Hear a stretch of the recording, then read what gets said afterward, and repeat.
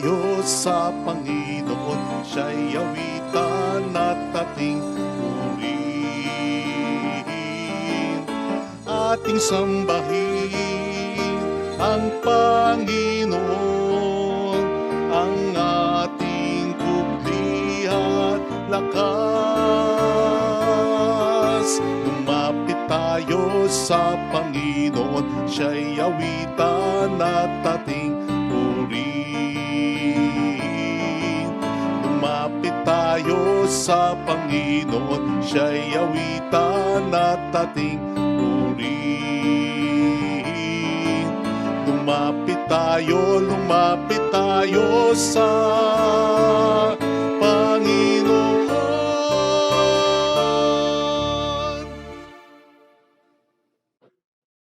Sa ngalan ng Ama at ng Anak at ng Espiritu Santo, Amen. sumayin niyo po ang Panginoon. At sumaiyo rin. Lumapit tayo sa Panginoon at upang tayo maging marapat, magsisimuna po tayo para sa ating mga kasalanan. Tayo pong lahat, inaamin po sa makapangyarihang Diyos At sa inyo mga kapatid, nalubha akong nagkasala sa isip, sa salita at sa gawa, at sa aking pagkukulang. Kaya sinasamo ko sa mahal na Birheng Maria, sa lahat ng mga anghel at mga banal, at sa inyo mga kapatid, na ako'y panalangin sa Panginoong ating Diyos. Kawaan tayo ng mapagmahal na Diyos, patawarin sa ating mga sala, at patnubayan hanggang sa buhay na walang hanggan. Amen. Panginoon, kaawaan mo kami. Panginoon, kaawaan mo kami. Kristo, kaawaan mo kami. Kristo, kaawaan mo kami. Panginoon, kaawaan mo kami. Panginoon, kaawaan mo kami. Yumuko tayo, maaaring ibulong sa Panginoon ang ating intensyon. Pagdasal natin ay adya tayo ng Panginoon sa malakas na lindol. Pagdasal natin ang mga may sakit at ang mga nag-aalaga sa kanila. Gayon din ang mga nagpapamisa at ang mga kasama nating nagsisimba, lalo na yung mga may pinagdaraan ng malaking problema.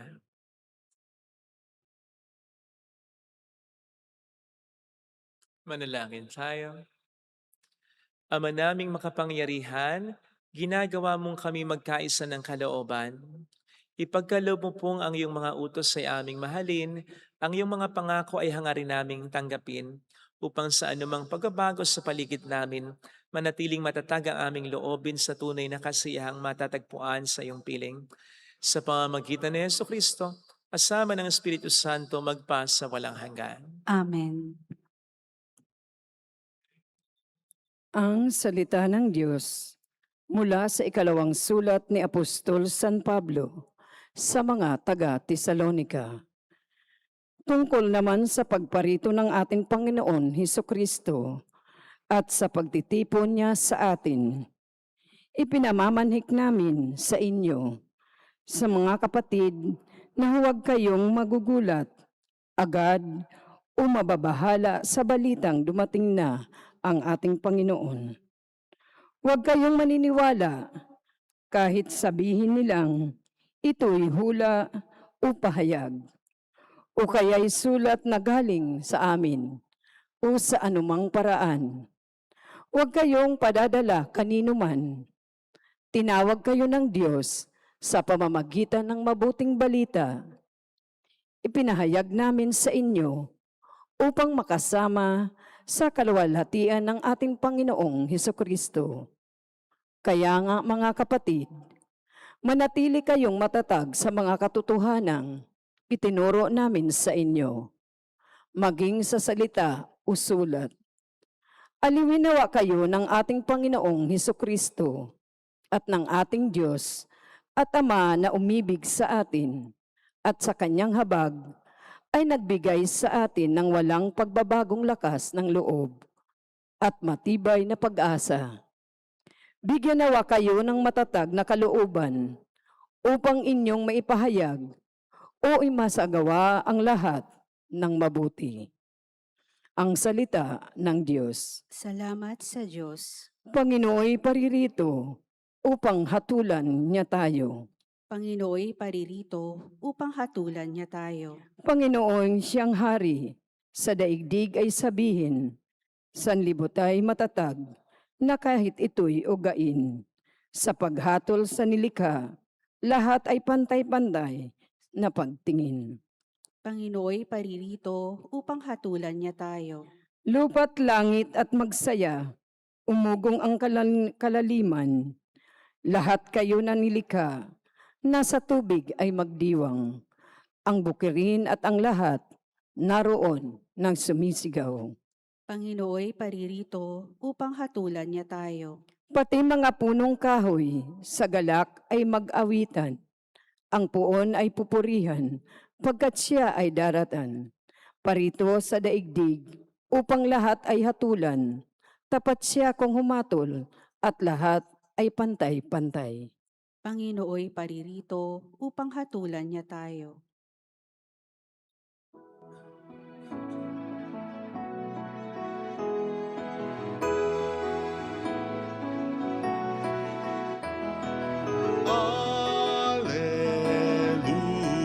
Alleluia, alleluia,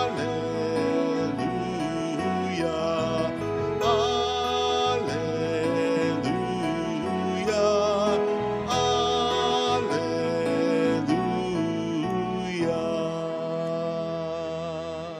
Sumainyo ang Panginoon. At sumaiyo rin. Ang mabuting balita ng Panginoon ayon kay San Mateo. Papuri sa iyo, Panginoon. Noong panahon yon, sinabi ni Jesus, "Saba ninyo, mga eskriba at mga pariseo, mga mapag-imbabaw, ibinibigay ninyo ang ikapo ng gulaying walang halaga, ngunit kinaliligtaan ninyong isagawa ang lalong mahalagang aral sa kautusan, ang katarungan, ang pagkahabag, ang katapatan. Tamang gawin ninyo ang mga ito, ngunit huwag naman ninyong kaliligtaang gawin ng iba, mga bulag na taga-akay. Sinasala ninyo ang niknik ng inyong inumin, ngunit nilulunok ninyo ang kamelyo. Sa aba ninyo, mga eskriba at mga pariseo, mga mapag-imbabaw, nililinis ninyo ang labas ng tasa at ng pinggan, ngunit ang loob nito ay puno ng mga nahuthot ninyo dahil sa kasakiman at pagsamantala. Bulag na pariseo. Linisin muna ninyo ang mga nasa loob ng tasa at ng pinggan, at magiging malinis din ang labas nito. Mga kapatid, ang mabuting balita ng Panginoon. Pinupuri ka namin, Panginoong Hesukristo. Welcome sa Our Lady of Last at Quasay Parish, kung saan ayos lang pong umiyak. Samahan tayo ng mahal ay nasa pag-iyak at sa pagdarasal sa kaniyang anak upang maging maayos ang lahat. Madali po ba kayong mag-react ng negatibo, mainis, magalit, magtampo? Madali rin po ba kayong mapagod, malungkot, mawalan ng pag-asa?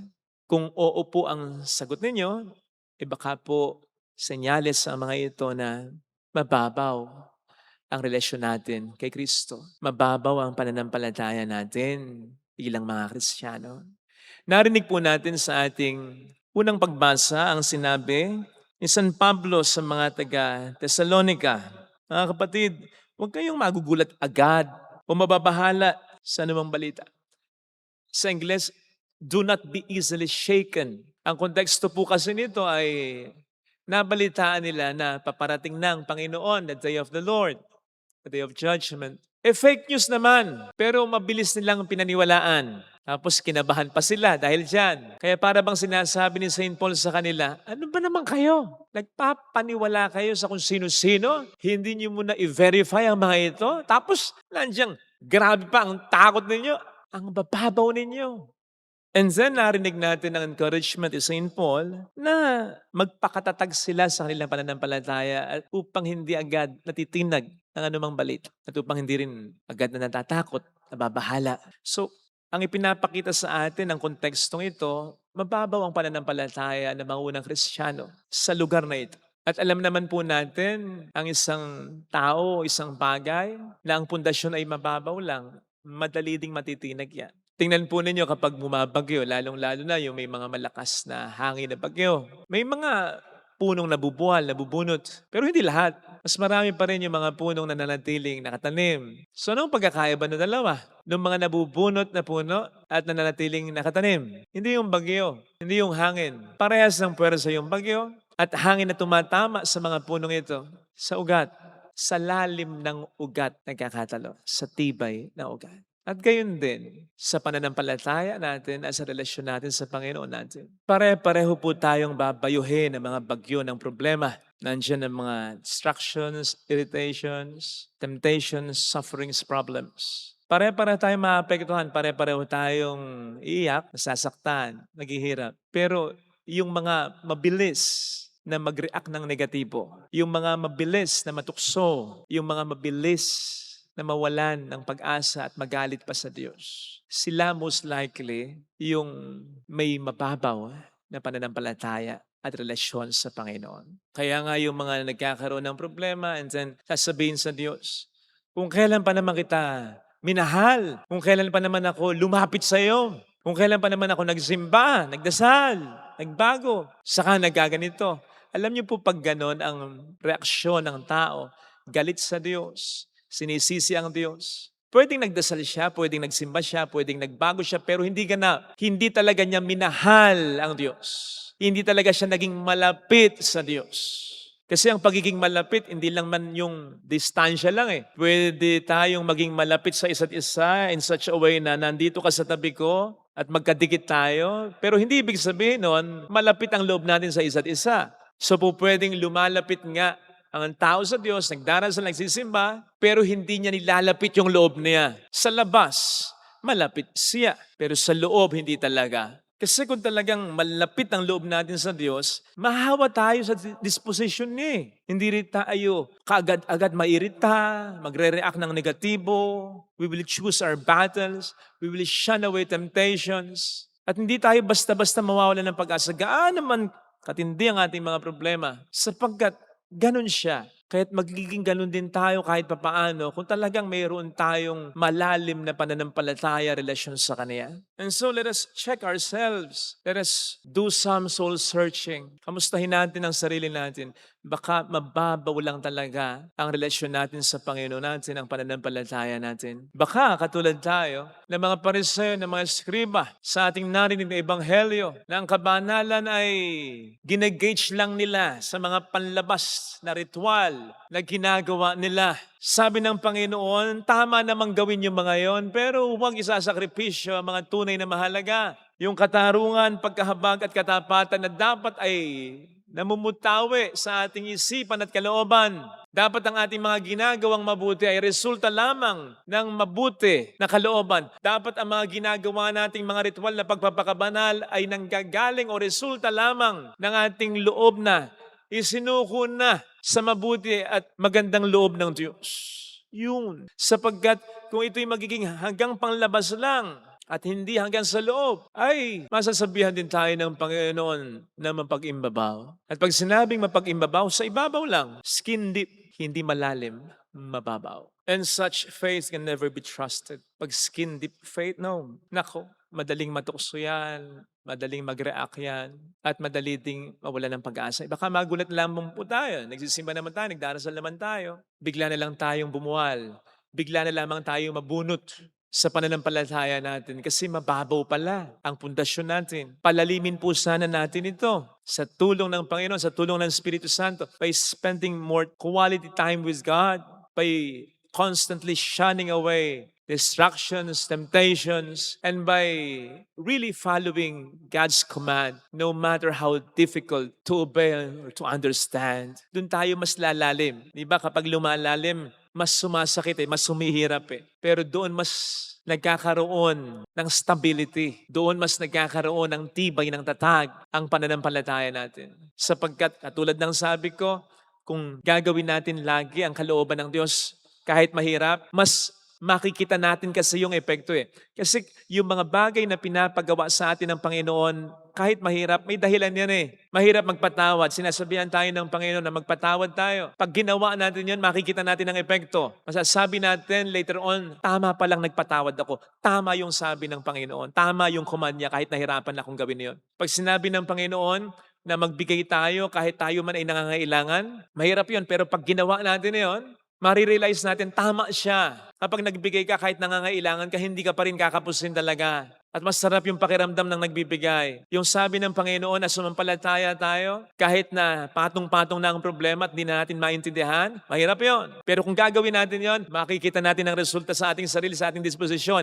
At pag nagkaganon, yun yung sinasabi kong analogy, na kahit mahirap, unti-unting dumidiin kasi. Pero dahil nakikita mo at nararamdaman mo yung epekto ng tamang pagsunod mo, mas inaangkin mo eh. Nagsasabay yung pagdiin at yung pag-angkin. Nagsasabay yung pagdiin at yung pagsikip ng pagtanggap natin. Totoo ang mga utos ng Panginoon. Gaano magkahirap ang mga ito. Yun. Kaya mas tatatag eh. Hindi magiging hanggang sa ibabaw lang. At kapag nangyayari yan, sa susunod na kailangan mo magpatawad, makapagpapatawad ka na. Sa susunod na kinakailangan mo magbigay kahit may pangangailangan, magbibigay ka na. Sa susunod na patong-patong uli ang problema, sasampalataya ka ng talaga. Kasi napatunayan mo ng totoo na may blessing in obedience. Ganon sana gawin natin para lumalim ang pananampalataya at relasyon natin sa Panginoon natin. Now, itong pagninilay na ito ay pwede rin po nating i-apply sa mga relasyon na meron tayo, lalong-lalo na sa mga mahal natin sa buhay, sa pamilya. Madali po ba tayong mairita sa isa't isa? Madali tayong magkatampuhan? Madaling magkagalit? At yung madaling pagkakagalit, pagkakatampuhan na yun ay mahirap naman at matagal namang maayos. Madali po ba tayong magpanik sa problema, magkanya-kanya, mawalan ng pag-asa, magsisihan sa problema? Nako, pwedeng maliwanag na indikasyon po yun ng ating mababaw na relasyon sa Panginoon at sa isa't isa. Palalimin din po sana natin ang ating relasyon sa isa't isa. Baka nafo-focus lamang tayo sa mga mababaw na bagay, pagbibigay ng pera, sustento, pag-aaral, pagnenegosyo, pagtatrabaho, mga simpleng paghaharap-harap na may katuwaan, unwind, outing. Mahalaga ang lahat ng ito pero dapat lalaliman din po natin. Nandun yung pagpo-provide natin ng quality time with one another. When I say quality time, kapag kumakain na magkakasama, dapat talaga magkakasama, magkakasabay kumakain at least isang beses man lang sa isang araw. At kapag nagkakaharap-harap sa pagkain man o kaya sa sala, sa pagkukwentuhan, alisin ang cellphone. Hindi yung basta nakatabi tapos sasabihin mo, hindi ko mo naman pinapansin. O kaya kahit ubo pa yan, kahit ipamulsa mo pa yan, iwan mo sa kwarto. Iwan mo kung saan. Ilayo mo sa sarili mo. Wala dapat mamagitan sa inyong cellphone, ng asawa mo, ng anak mo, ng kapatid mo, ng magulang mo. At paminsan-minsan, magkapustahan ng mas seryoso, mas malalim. Affirm one another. Iparamdam ninyo sa isa't isa na proud kayo sa mabuting mga ginagawa na yan. At di kinakailangan ito ay may ma-achieve siya or what. Yung pagiging mabuting asawa, faithful one. Yung pagiging mabuting anak, maggalang, masunurin. Kahit yan man lang. Actually, malaking bagay yan. I-affirm natin yan kahit paminsan-minsan. Sabihin natin sa kanila para mas maging malalim ang ugnayan. Para mas maramdaman niya na you really care and you really see him, see her. And of course, magdasal lang magkakasama. Cliché man, totoo yun. The family that prays together stays together forever. In fact, kahit na may tampuhan, yung hindi pa nagkakausap, yung hindi pa naayos, basta magdasal kayo na magkakasama. Kahit may tampuhan, unti-unti, lalambot ang puso ng bawat isa. Basta magsimba pa rin kayo magkakasama. Palalimin natin ang ating relasyon sa Diyos at sa isa't isa, lalo na sa ating pamilya. Huwag tayong makontento na okay naman, wala namang gaanong problema. Baka mabigla na lang tayo. Isang araw, kapag dumating na yung matinding problema, bigla na lamang tayong mabunot sa ating relasyon sa Diyos at maging sa isa't isa. Naakala mo bang yung isang malaking puno ay mabubunot mula sa kinatatamnan niya? Mabunga naman, malago naman, ang kakapal naman ng sanga, ang laki naman ng pinaka-trunk niya, mababaw pala yung ugat. Hindi matatag. Huwag po nating pabayaang magkaganon, Pakiramdaman na natin agad ang mga senyales na pwedeng nagsasabi sa atin, mababaw ang relasyon mo sa Diyos at sa iyong pamilya. Gawa na po natin sana agad ng paraan. Amen. Ilagay natin ang ating kanang kamay sa tapat ng ating puso.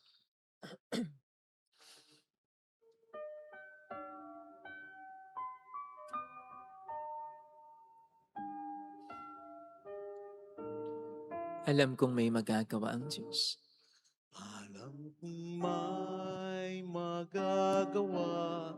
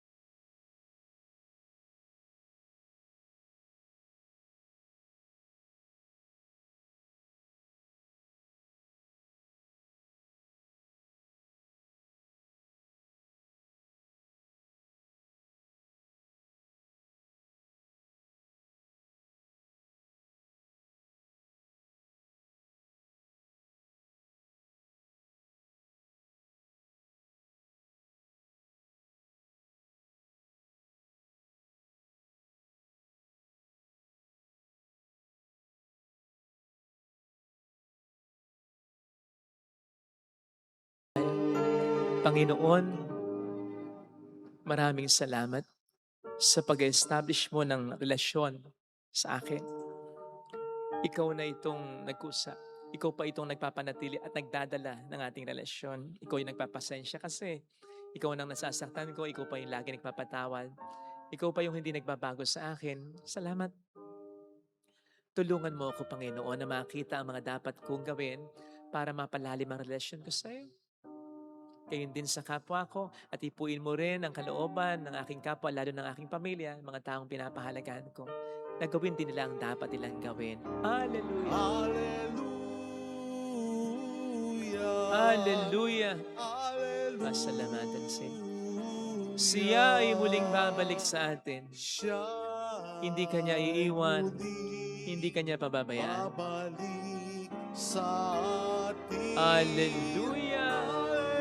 Purihin ang Diyos. Hallelujah! Sa takdang panahon, babalik ang Panginoon upang tayo ay kunin. Tapat siya sa kanyang mga pinangako sa atin. Kaya huwag tayong mabubunot sa ating relasyon sa Kanya. Sana para may magandang mangyari sa iyo. Kung lalapit at kakapit tayo sa Kanya, huwag tayong mawawala ng pag-asa. Basta, huwag tayong lalayo sa Kanya. Kung malayo man tayo, makinig tayo sa ating konsensya. Bumalik tayo agad sa Kanya. Kung lalapit kay Jesus, basta mahalaga. Dapat inaalagaan, di ba? Alagaan mo ang mga relasyon na mahalaga sa iyo. Papuri sa Ama at sa Anak sa Espiritu Santo. Kapara ng sa unang-una, ngayon, magpakailanman at magpasawalang hanggan. Amen. Pag-aalay. Salamat po sa patuloy niyong pagtulong para tayo patuloy ding makatulong.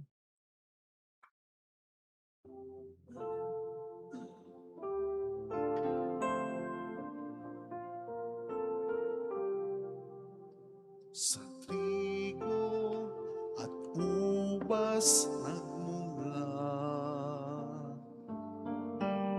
sa mosyang alay ng madla, ang dog ng bayan mong inilang, tanggapin mo't gawing katawang dugo ni Kristo. Itong alak at tinapay, kasama ang buhay naming taglay. Ama, kami mahaginan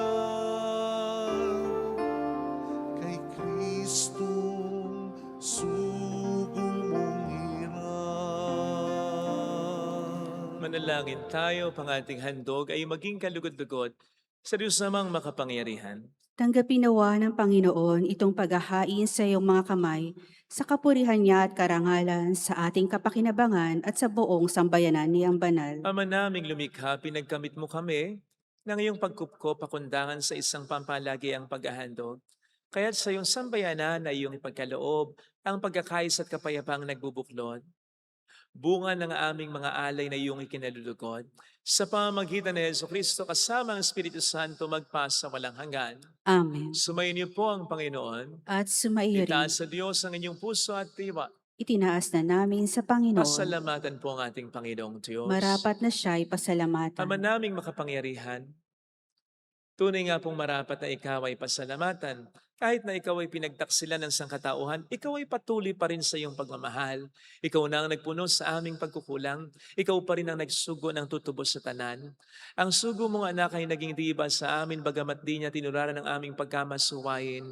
Niloob mo ito upang iyong mamalas sa aming pagkataong gili mong anak at kami tunghayan mong may pag-ibig na tulad ng pagdatangi mo sa kanya ng higit sa lahat.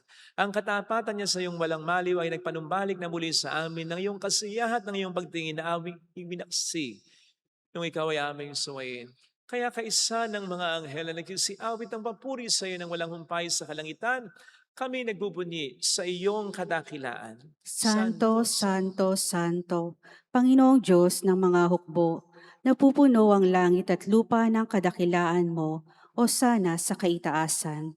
Pinagpalang na paririto sa ngalan ng Panginoon, o sana sa kaitaasan.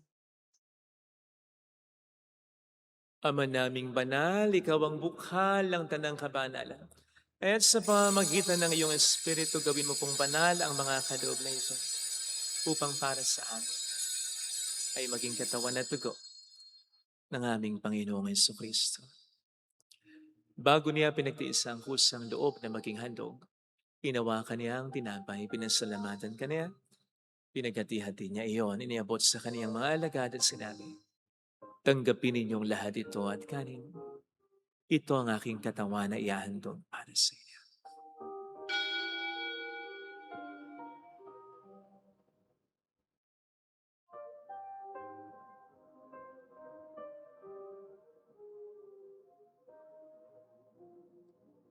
Gayun din naman ang matapos ng hapunan, inawakan niya ang kalis, muli kaniyang pinasalamatan.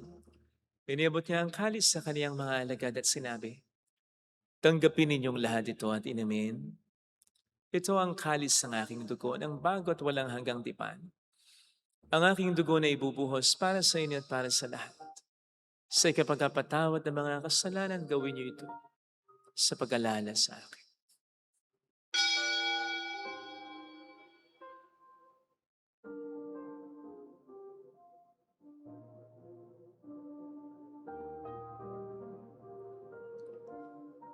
Ang misteryo ng ating pananampalataya.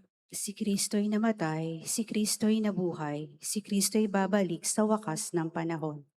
Ama, ginagawa namin ngayon ang pag-alaala sa pagkamatay at muling pagkabuhay ng iyong anak. Kaya inialay namin sa iyo ang tinapay ng buhay at ang kalis ng kaligtasan. Kami po ay nagpapasalamat dahil kami iyong minarapat at tumayo sa harap mo para maglingkod sa iyo. Sinasamo namin kami na magsasalo sa katawan at dugo ni Kristo ay mabuklod sa pagkakaisa sa pamamagitan ng Espiritu Santo. Ama, lingapin mo ang iyong simbahang laganap sa buong daigdig. Puspusin mo po kami sa pag-ibig kay isa ni Leon na aming Papa, Dennis na aming Obispo at ang Tanang Kaparian. Alalahanin mo mga kapatid naming nahimlay nang may pag-asang sila'y muling mabubuhay, lalo ng aming mga ipagdarasal. Saglit po nating ipagdasal ang ating mga kakilalang yumaong. Kaawaan mo sila at patuloyin sa iyong kaliwanagan. Kaawaan mo at paging tapatin kaming lahat na makasalo sa iyong buhay na walang wakas. Ay isang mahal na birhen ng Lasalet ang ina ng Diyos. San Jose ang kabiyak ng kanyang puso, lahat ng mga banal na namuhay dito sa daigdig ng kalugod-lugod sa iyo. Makipagdiwang naman namin ang pagupuri sa ikararangal mo sa pamamagitan ng iyong anak na aming Panginoong Hesukristo.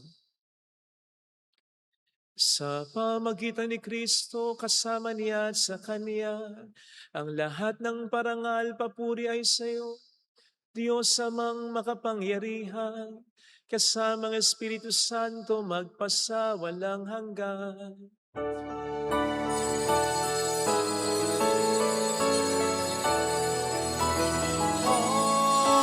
Amen, amen,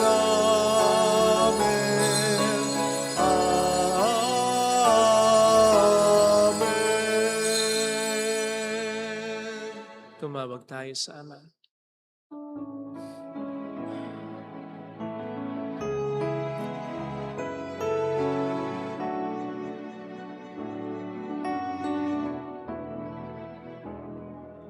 Ama namin, sumasalangit ka, sambahin ang ngalan mo, Mapasamin ang kaharian mo, sundin ang loob mo dito sa lupa para nang sa langit. Bigyan mo kami ngayon ng aming kakanin sa araw, at patawarin mo kami sa aming mga sala, para ng pagpapatawad namin sa nagkakasala sa amin.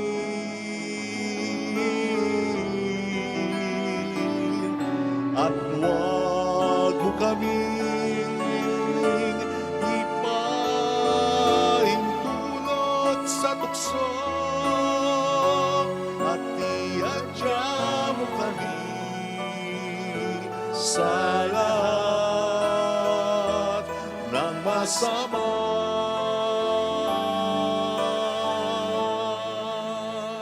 Iniling namin kami adihan sa lahat ng masama, pagkalooban ng kapayapaan araw-araw, iligtas sa kasalanan samantalang aming pinaghahandaan ang dakilang araw ng pagkapahayag ng tagapagligtas naming si Hesu Kristo. Sapagkat iyo ang kaharian, ang kapangyarihan at ang kapurihan magpakailanman. Amen. Panginoong Hesu Kristo, sinabi mo noon, sinasabi niyo rin po sa amin ngayon, kapayapaan ang iniiwan ko sa inyo, aking kapayapaan ang binibigay ko. Tunghayan mo ang aming pananampalataya, huwag ang aming pagkakasala. Pagkalooban mo kami ng kapayapaan at pagkakaisa-ayon sa iyong kalooban. Kasama ang Espiritu Santo magpasa walang hanggan. Amen. Ang kapayapaan ng Panginoon ay sumainyo nawang lahat. At sumayo rin. Magbigayan tayo ng kapayapaan sa isa't isa. Kapayapaan po. Peace be with you. Peace be with you. Kordero ng Diyos na nag-aalis ng mga kasalanan ng sanlibutan, maawa ka sa amin. Kordero ng Diyos na nag-aalis ng mga kasalanan ng sanlibutan, maawa ka sa amin. Kordero ng Diyos na nag-aalis ng mga kasalanan ng sanlibutan, ipagkaloob mo sa amin ang kapayapaan.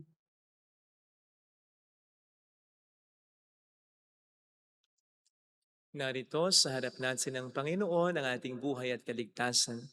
Mapalad tayong inaanyaya. Panginoon, hindi ako karapat-dapat na magpatuloy sa iyo, ngunit sa isang salita mo lamang ay gagaling na ako.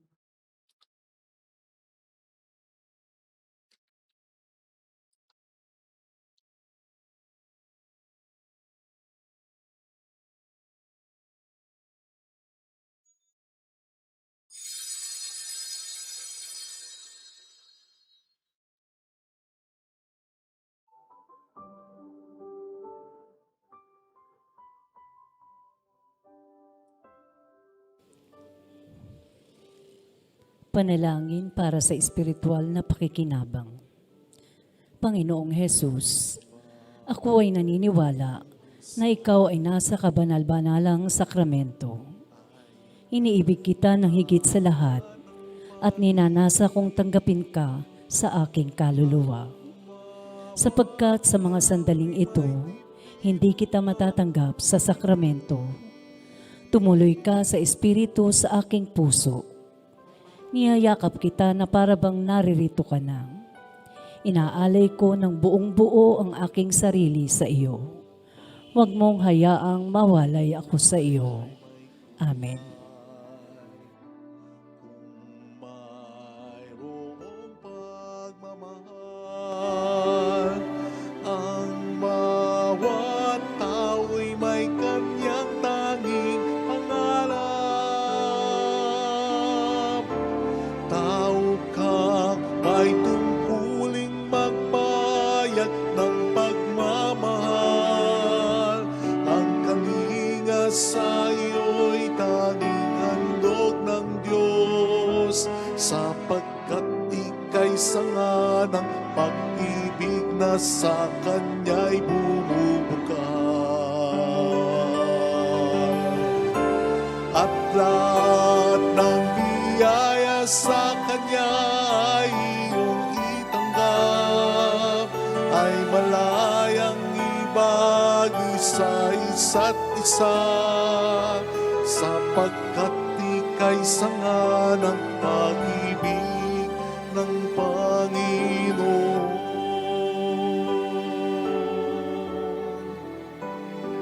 Sapagkat ika'y sanga ng pag-ibig ng Panginoon.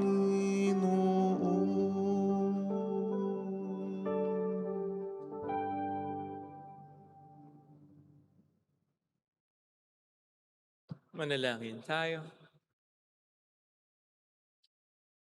Ama naming mapagmahal, lubusin mo sa amin ang kagalingang bigay ng iyong pag-ibig na ngayon pinagdiriwang, at kami naway magkaroon ng ganap na kaunlaran upang sa lahat ng aming pinagkakaabalahanan, ikaw ay aming mabigyang kasiyahan.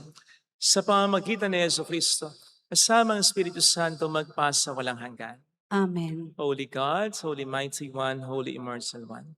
Have mercy on us and on the whole world. Holy God, Holy Mighty One, Holy Immortal One. Have mercy on us and on the whole world. Holy God, Holy Mighty One, Holy Immortal One.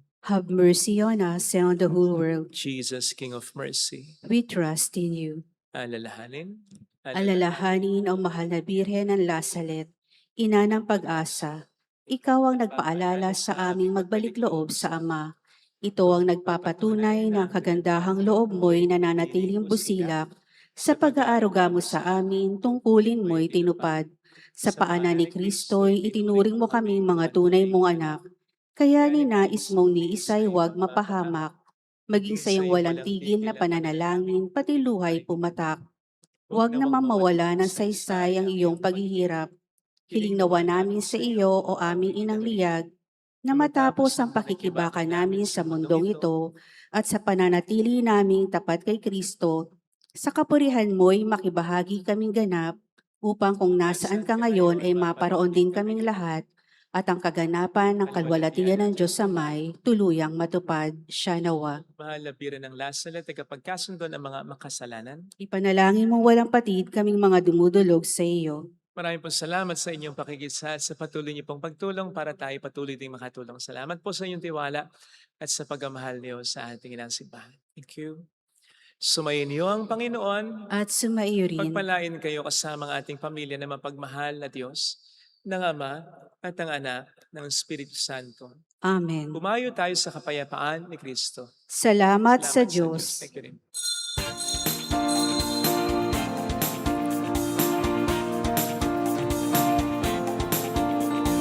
Mary, Mother of the Lord, hear the prayer we sing to you. Let your tears sip in our minds and hearts as once they fell at Nazareth. Tell your people how to live again. Tell your people how to sing again. Tell your people how to dance again. Tell your people how to pray again. Mary, Mother of the Lord, hear the prayer we sing.